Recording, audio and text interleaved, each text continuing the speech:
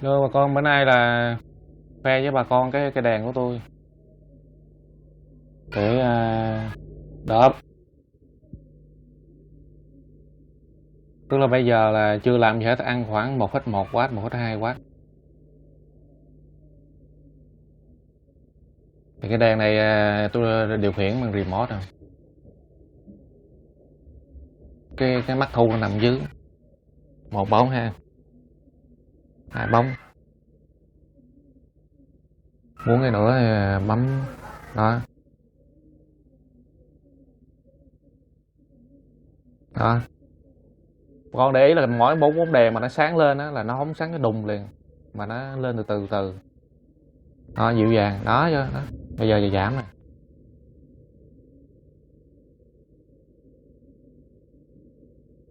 Ví dụ như mình muốn tắt hết thì bấm số 0. Tại con mắt thu nó đang để dưới đất cái hộp điều khiển á. Còn bây giờ chẳng hạn như tôi 8 bóng, tôi bấm số 8 nè. 7 bóng bấm số 8 là tự động nó sáng lên từ từ. Là như vậy là nó không có chói, nó không bị chói. Tức là mình giả sử trong nhà mình xài một cái đèn lớn mà 20W đi, cái mình bấm cái bùm cái nó bay lên 20W liền, nó chói lắm. Với một cái nữa mà nếu mà ví dụ nhà mà có con nhỏ đó, nhà mà có con nhỏ là ví dụ như mình mở pha sữa là mình chỉ cần một bóng là đủ pha sữa rồi. Nếu mình mở mà 20W hay 40W gì đi nữa thì cũng chói mấy đứa khác. Với thứ hai là tôi làm cái này là nhiều bóng, làm cái này tôi điều khiển nhiều bóng, nên là mình bố trí ra hết cái căn phòng luôn, là ánh sáng nó đều hơn chứ nó không có ánh sáng nó đều chứ nó không có chói, nó không có gắt được, nó không có gắt. Làm này cho em bé chàng xài.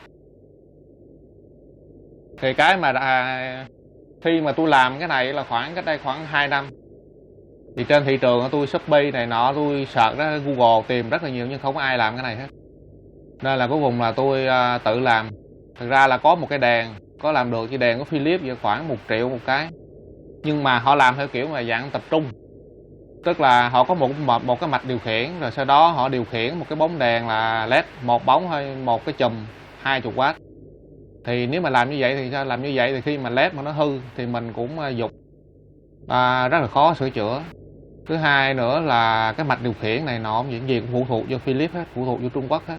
Thì hiện nay là Philips tức là Lighting Philips hình như cũng Trung Quốc mua rồi, họ mua là hết. Thì cái nếu mà tôi làm như vậy thì led thì tôi xài led rạng đông, mấy cái bóng á, muốn xài gì xài led rạng đông hoặc là led ampere gì đó. Còn tôi thì tôi chỉ tập trung điều khiển vô cái phần điều khiển thôi. Thành ra là nếu mà led hư á, đèn mà nó hư thì mua bóng mới đó. Còn mình chỉ tập trung làm cái phần của mình thôi. Còn như là đèn led mà chất lượng á, và cũng như là hiệu suất này nọ rồi đó, thì làm sao mà đọ lại với điện quang với ampere được đó. Họ quan hệ với Samsung bây giờ gần như là trùm luôn, trùm thì giá cả thị phần gì cũng trùm. Nên là tôi không biết bây giờ 2 năm đã có ai mà làm cái đồ như tôi hay không, chứ cái đồ của tôi là độc nhất vô nhị luôn. Là cái này là điều khiển wifi luôn, chứ không là nó gọn lắm. Nguyên cái hộp đó là tôi có điều khiển wifi, nhưng mà cái đèn này là nó cũng không có gì phải quá quan trọng, chứ thứ hai nó lại cần thiết, vừa cần thiết mà cũng không cần phải an ninh nhiều á, nên là phải làm thêm cái remote này cho nhà có phụ nữ trẻ em rồi người ta, với những người mà không biết xài khoa học kỹ thuật cái gì đó, máy tính này. Thì họ có cái thì họ không mở đó. Với ví dụ không lẽ nhiều khi con khóc cái ngồi dậy có phải mò cái điện thoại sao được đó. Cầm remote phải sướng không? Thực ra cái remote này nó vẫn có nhược điểm là nó quá vuông đi, kiểu như ban đêm mình cầm là mình không biết biết là cái nút nào nút trên hay nút dưới, không biết. Nó nói chỉ nhược điểm vậy thôi, nhưng mà cái này em chưa biết sao. Cái remote thì nó vuông quá chưa biết.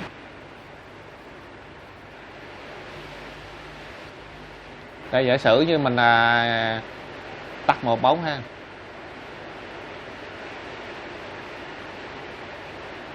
đó là tắt một bóng.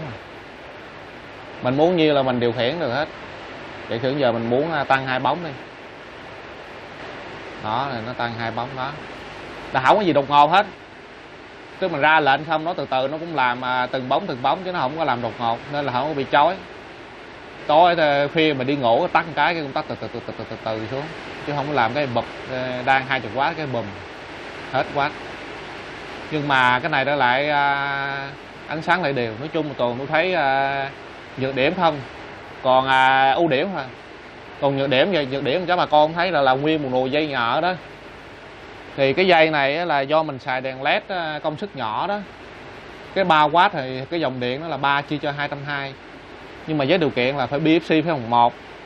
Còn cái dòng mà cụ thể sau là kỳ trước tôi có làm cái video rồi đó, là cái dòng nó nhỏ lắm. Thì cái dòng nó nhỏ thì mình mua cái dây điện mà loại dây cho dành cho đèn led, phát đèn led đó, nhỏ xíu à. Miễn có sợi dây là được.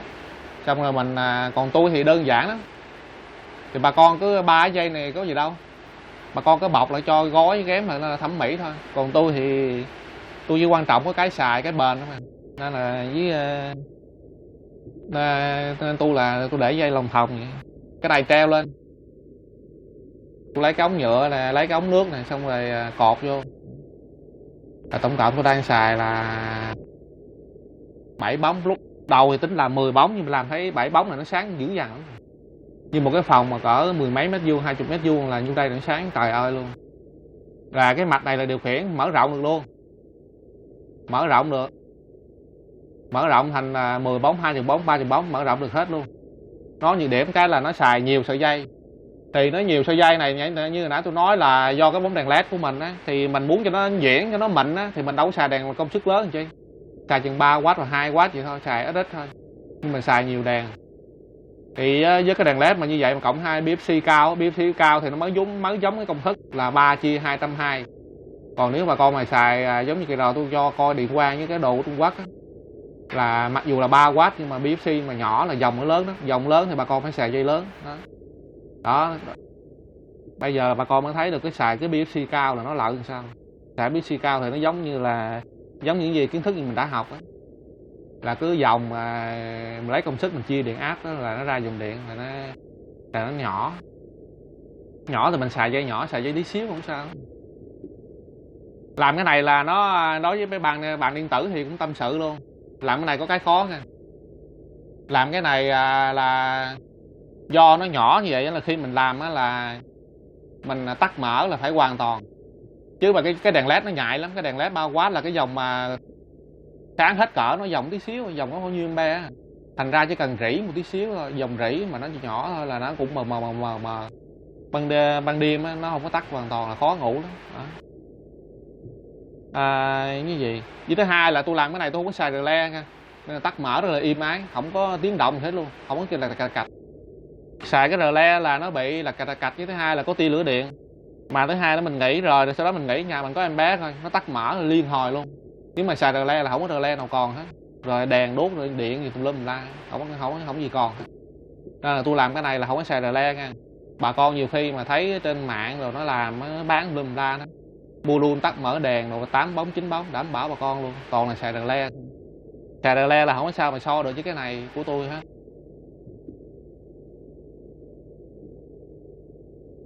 Với sẵn cái này xong rồi nói luôn kỳ đầu tự nhiên có một ông gọi điện như mấy lần hay sao. Ông gọi điện tự nhiên ông hỏi tôi thì có bán cái gì quên rồi, bán cái máy giặt hay học hay không. Tại tôi không hiểu luôn á. Tôi không hiểu là tôi đã nói ra cái câu gì để cho mà mọi người mà nghĩ tôi đi bán đồ. Tôi không có bán đồ gì hết à. Tôi làm mà tại vì tôi cũng như mọi người cũng đi mua đồ thôi. Tôi mỗi lần mà thấy một cái món hàng gì ngon á, như giá đồ tính năng này nọ mình thấy ưng ý thì mình cũng không biết là có nên mua hay không đó. Rồi mình cũng không biết quen ai, tại nhu cầu của mình không giống ai. Nhu cầu mình không giống ai, với mà tôi thấy những người tôi quen hình như không thích chia sẻ mấy cái bàn toàn bàn gì được không đó, nên là coi như là bí luôn. Thành ra là tôi mới làm mình giống như chuột bạch vậy, mình mua món nào thấy hay cứ mua dòng xài, xong rồi mình làm video mình chia sẻ coi như là cho những cái bạn sau này, mấy bạn là muốn cái gì đó các bạn có cái thông tin rồi bạn tham khảo, cho bạn tham khảo. Yeah. Rất là nhiều cái mình đâu có biết đâu, không có video thôi, không so sánh này nọ. Chứ thậm chí nhiều có video so sánh bằng so gì đâu không. Chứ thực ra những cái bạn mà bán trên Shopee cũng chán, thường mấy bạn nó biết bán thôi, chứ không biết khoa học kỹ thuật, không biết thường không có quan tâm. Họ không quan tâm đến người mua, người ta suy nghĩ cái gì. Mấy bạn có hàng, mấy bạn rao lên xong rồi bạn nào mà bán được thôi, mấy bạn đó càng là không trả lời. Mấy bạn đó là như nghĩ là mình có một cái món hàng mà giá rẻ hay gì đang được người mua, nhiều người mua, là mấy bạn đó không có trả lời.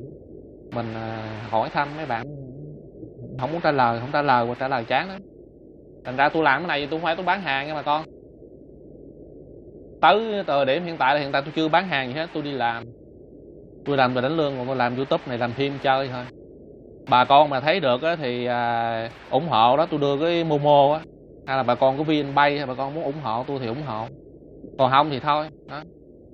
Chứ hiện tại là tôi chưa tới thời điểm này tôi cũng chưa bán hàng. Thực ra con người là cái cuộc sống con người là cái chuỗi tiêu thụ thôi. Ví dụ như mình ở nhà mình làm lúa thì thịt heo phải đi mua mà chứ vậy đó.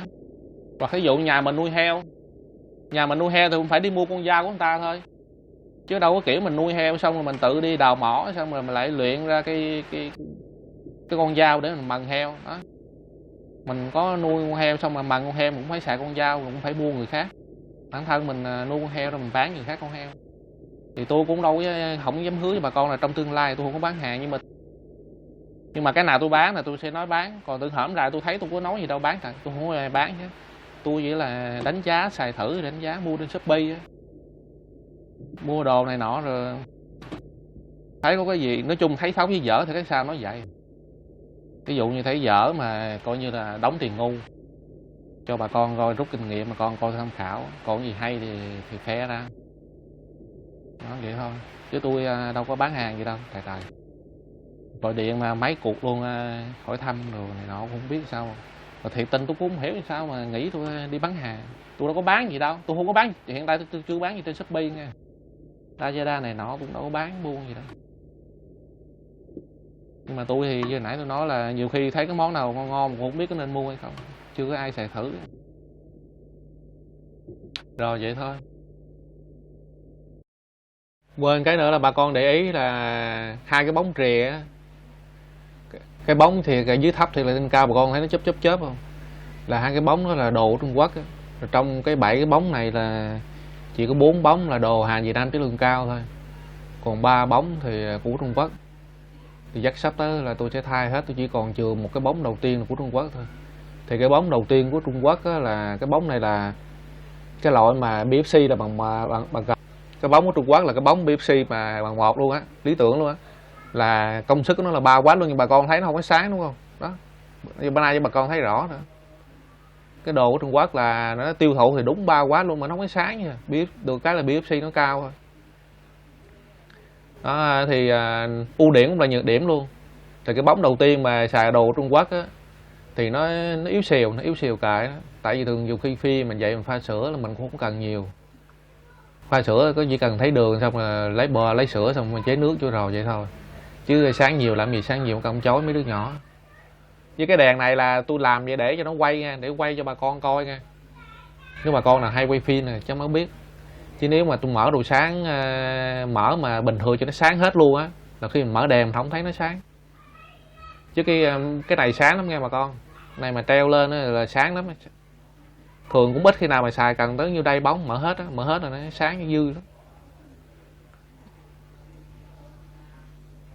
Để nói thêm về cái cách làm của tôi nó khác với cái của trên thị trường là sao? Trên thị trường á, là họ dùng điện xoay chiều, sau đó họ chuyển sang điện một chiều, rồi sau đó họ làm tất cả từ là mặt điều khiển cũng điện một chiều, rồi sau đó làm đèn led họ cũng điều khiển cái điện một chiều, điều khiển lớn nhỏ. Nhưng hình như tôi chưa thấy cái nào mà ra đèn ánh sáng trắng, toàn là đèn vũ trường á, đèn mà nhấp nháy màu mè lung tung á, chứ không phải đèn ánh sáng trắng. Nên là dù rẻ nó cũng không xài được. Với một cái nữa là khi mà làm như vậy á, nói chung là cái phần mà đèn led á là mình không có sao mà đừng có mong là mình cạnh tranh được với Samsung, cạnh tranh được với Điện Quang với BE. Đó, nó đèn Trung Quốc tôi cũng xài nè, đâu có làm lại Samsung với đâu làm lại Điện Quang với Rạng Đông rồi đâu có làm lại. Nên tôi đảm bảo là cái đèn đó bà con muốn ngon bà con phải mua đồ Philips phải triệu, chỉ đồ đó mới ngon thôi. Mà dù đồ Philips cũng vậy thôi, Nó 20W 1 triệu nhưng mà bà con có một cái bóng chứ nhiêu, bà con gắn có một chỗ à, chứ bà con đâu có gắn được nhiều chỗ đâu, tại ra ánh sáng cũng đâu có đều nữa.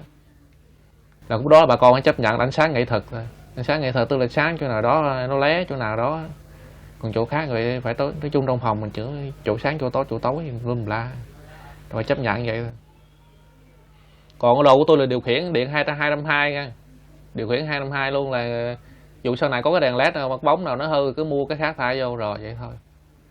Đó, cái nào ra cái đó.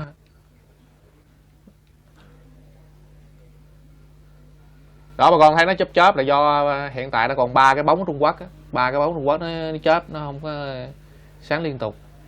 Tức là mà quay phim thấy nó chớp chớp 2 cái bóng, 3 cái bóng rìa, 2 bóng trên với cái bóng dưới thấp. Đó là đồ Trung Quốc. Chung mà làm cái này thì hơi tốn tiền, tại vì một cái bóng điện quang là cái bóng rạng đông, chứ rạng đông ampere là khoảng 22.000 đi. Đó thì nếu mà cho chục bóng thì 220.000, lọ cái tiền bóng đèn không có 220.000, xong mình thêm cái hộp điều khiển nữa. Nói chung là tôi làm thì chứ tôi thấy được việc được rồi, quần qua quần lại là kiểu gì cũng phải rẻ hơn cái đồ Philips, mà đồ Philips thì mắc hơn mà cuối cùng cũng đâu có đúng cái ý của mình, chả không đúng ý. Mà thậm chí cái này tôi làm mà cũng hơi tốn tiền, nhưng mà do tôi làm cho con gam bé nhà nó xài á, nên mình trao toàn đồ xịn, làm như cũng hết cỡ không. Nhưng mà thấy cũng đâu có tới. Nói chung là thấy rất là đáng tiền so với nếu mua đồ Philips cũng 1 triệu cũng đâu có quỳ vốn, đâu có tác dụng gì. Chỉ có cái nếu mà làm vậy dở cái là không có điều khiển màu được. Cái đèn Philips mà muốn điều khiển màu nhiêu cũng được hết, ví dụ như là trời mà lạnh thì mình chuyển sang đèn vàng, còn trời mà nóng thì chuyển sang màu trắng.